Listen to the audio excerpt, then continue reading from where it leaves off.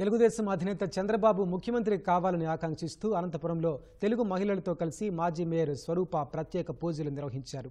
గీతా మందిరంలో చేతిలో హారతి వెలిగించి పూజలు చేశారు.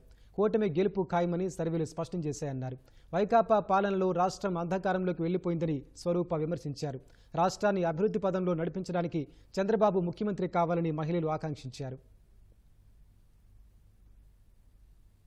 ముఖ్యమంత్రి వారిలో నారా చంద్రబాబు నాయుడు గారు ముఖ్యమంత్రి కాబోతున్న సందర్భంగా వివిధ రకాలుగా అన్ని టెంపుల్లో కూడా పూజ చేయడం జరిగింది. నారా లోకేష్ అన్న కూడా మరి ఎమ్మెల్యే అయ్యి మినిస్టర్ స్థానంలో కూర్చుంటారు. 175కి 175 25 ఎంపీల స్థానం. ఎందుకంటే ఈ రోజు కూటమి ఎక్కడ చూసినా అంటే ఏ పోల్ చూసినా కూడా కూటమి అభ్యర్థులే విన్ అయ్యే పరిస్థితి మనకు కనిపిస్తుంది. 4వ తారీఖున ప్రతి ఒక్క కాన్స్టిట్యున్సీలో కూడా కూటమి అభ్యర్థులు విన్ అవుతారనే విధంగా తెలియజేస్తూ రేపు నారా చంద్రబాబు నాయుడు అనే నేను అని వినడం కోసం మేమందరూ 1000 కళ్ళతో ఎదురు చూస్తున్నాము. జనసేన అధినాయకుడు పవన్ కళ్యాణ్ గారు కూడా అందరి గెలుపు కోసం మేము ఎదురు చూస్తూ ఆంధ్రప్రదేశ్ పగ్గాలు చేపట్టాలని మేము కోరుకుంటున్నాము. దగ్గుపాటి ప్రసాద్ అన్న గారి విజయం కోసం మేమందరూ 1000 కళ్ళతో ఎదురు చూస్తున్నాము.